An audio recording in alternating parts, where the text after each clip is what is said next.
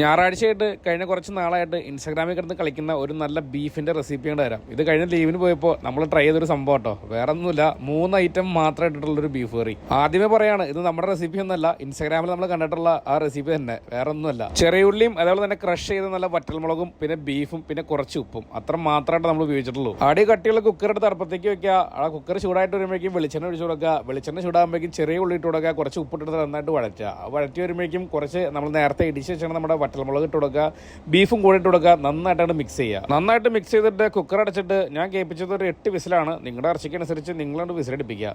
അങ്ങനെ 8 വിസിൽ കേട്ടതിന് ശേഷം ഒരു ഉരുളി എടുത്തിട്ട് അടുപ്പത്തേക്ക് വെച്ചിട്ട് നേരെ ഈ സംഭവം നമ്മൾ ആ ഉരുളിലേക്കാണ് കമത്തി കേട്ടോ. കുറച്ചു നേരം കഴിയുമ്പോഴേക്കും ഉരുളിയിൽ നിന്ന് ഇങ്ങനത്തെ ഒരു സൗണ്ടാണ് കേൾക്കൂട്ടോ.